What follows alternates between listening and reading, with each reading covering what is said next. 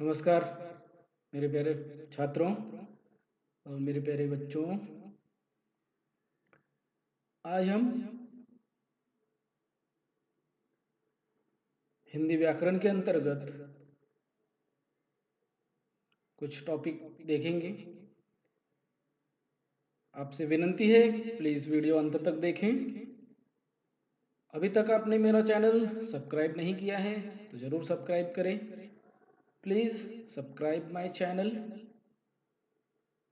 आज हम माध्यमिक और पूर्व माध्यमिक स्तर पर आधारित हिंदी व्याकरण के अंतर्गत संधि का प्रकार जो है विसर्ग संधि, इसका अध्ययन करेंगे। विसर्ग संधि क्या होती है उसके बारे में हम आज चर्चा करेंगे। चलिए चलते हैं बारी बारी से देखते हैं विसर्ग संधि। विसर्ग संधि किसे कहते हैं, विसर्ग संधि क्या होती है, विसर्ग संधि किसे कहते हैं, वो क्या होती है उसके बारे में हम आज चर्चा करेंगे। देखिए क्या है विसर्ग, क्या है विसर्ग, ये विसर्ग का चिन्ह है। देखिए आप इसको बिल्कुल ध्यान में रखिए। विसर्ग, विसर्ग के बाद स्वर या व्यंजन आने पर विसर्ग में जो विकार, विकार को हम क्या कहते हैं, परिवर्तन भी कहते हैं। विकार को हम क्या कहते हैं, परिवर्तन कहते हैं। उसे विसर्ग संधि कहते हैं। क्या होता है, विसर्ग के बाद स्वर या व्यंजन जब आता है और उससे जो विकार होता है या परिवर्तन होता है उसे हम विसर्ग संधि कहते हैं। जैसे उदाहरण के लिए देखिए, उधर मन है ना, ये विसर्ग है, यहां आ गया। धन अनुकूल बराबर क्या हो गया, मनोकूल। तो ऐसे हम बारी बारी से इनके सारे जो प्रकार हैं वो हम देखेंगे।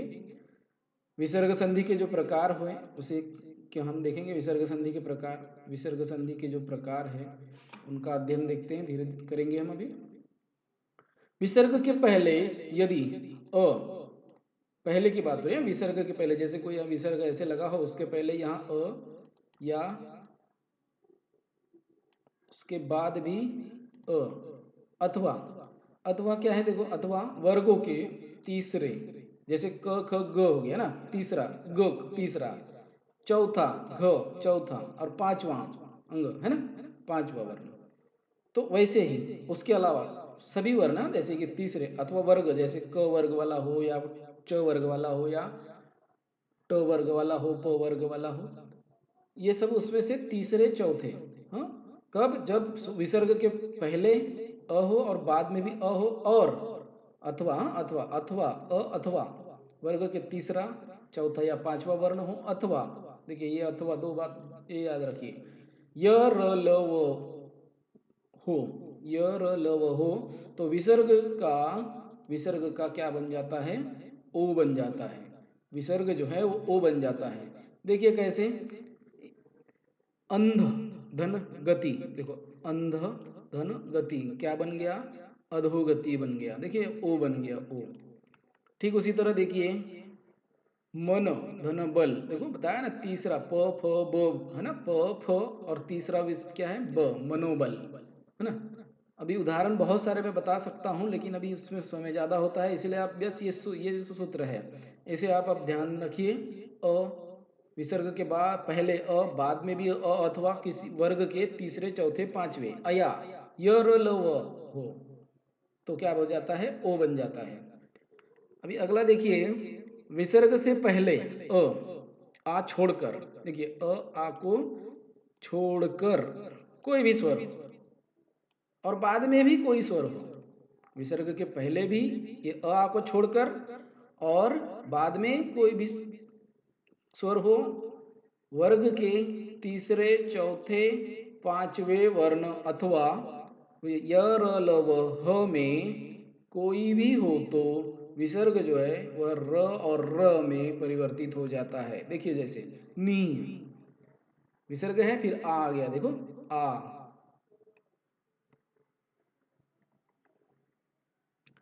क्या बोला गया, देखिए अ आ को छोड़कर, पहले पहले की बात कर रहा है। देखिए अ आ नहीं है, ई है, यहाँ कौन सा स्वर है, ई है। देखिए नी विसर्ग के पहले और बाद में कोई भी स्वर हो, कोई भी स्वर, आ ए ई उ कोई भी स्वर हो, देखिए आया तो ये निराहार क्या हुआ, हमारा क्या कहता है लॉजिक, र बन जाता है तो निराहार हो गया। ठीक है, इसी तरह से देखिए इधर भी ईश्वर है, इधर आ है, देखिए क्या बन गया, निराशा। चलो अगले नियम के ऊपर चलते हैं। अगला नियम क्या है, अगला नियम कहता है कि विसर्ग से पहले कोई स्वर हो, विसर्ग से पहले कोई स्वर हो, यहाँ देखिए है ना, कोई स्वर हो, यहाँ देखो छोटा ई है ना, और बाद में च छ या स हो, च छ या स हो, तो विसर्ग का, विसर्ग जो है वो श में बदल जाता है।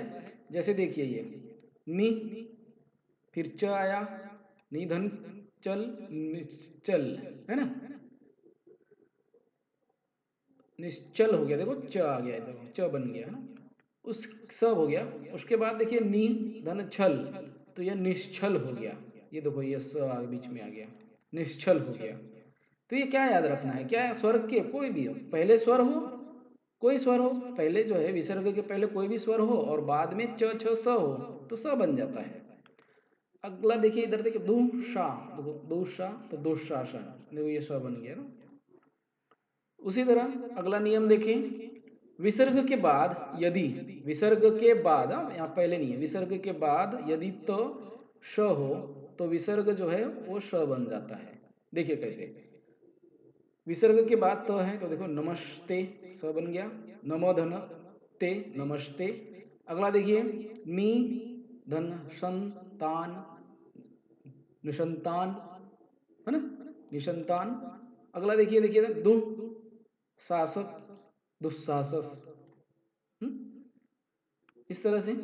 आगे देखिए, आगे और कुछ नियम है, क्या है, विसर्ग से पहले, विसर्ग से पहले ई उ और बाद में क ख ट प ठ फ, मतलब पहला वर्ग के पहला और दूसरा, अभी तक हम पहले तीसरे चौथे पांचवे देख रहे थे है ना, अभी इसमें देखिए विसर्ग के पहले स्वर ई और उ हो और बाद में पहला हो और दूसरा, वर्ग का पहला और दूसरा वर्ण हो, उसमें से प में से कोई भी वर्ण हो तो विसर्ग का क्या बन जाता है, श बन जाता है, षटकोण स बन जाता है। जैसे देखिए नी, विसर्ग के पहले ई स्वर है, विसर्ग के पहले कौन सा स्वर है, ई है, और उसके बाद में देखिए पहला वर्ण का, वर्ग का पहला अक्षर वर्ण है क, निकलंक, तो देखो निष्कलंक, तो निष्कलंक बन गया, बराबर, ये क्या बन गया, निष्कलंक बन गया है ना।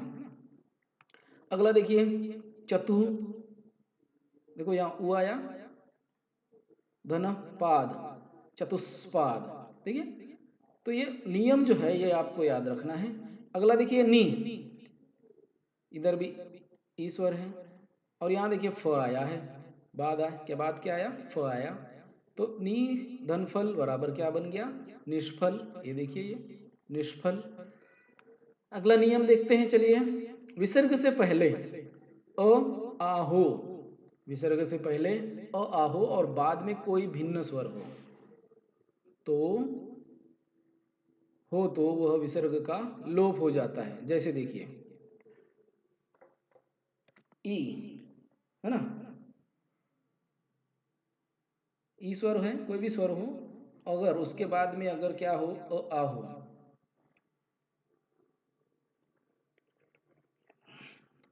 निरोप, उसके बाद ये देखिए नीरस, उसके पश्चात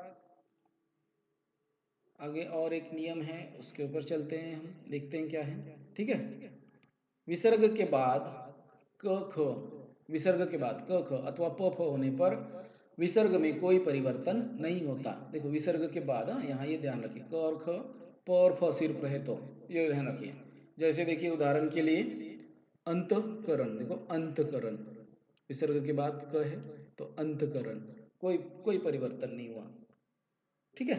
तो इस तरह से आप जो है विसर्ग संधि के लिए आपको उनके नियमों को जो दिए गए हैं वो नियमों को ध्यान में रखना है और नियमों को ध्यान में रखकर आपको इसका संधि का प्रकार आपको समझने हैं।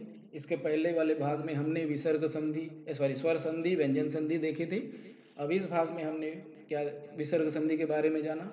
यदि आपको वीडियो पसंद आया तो लाइक करिए, शेयर करिए और अभी तक आपने मेरा चैनल सब्सक्राइब नहीं किया है तो ज़रूर सब्सक्राइब करिए।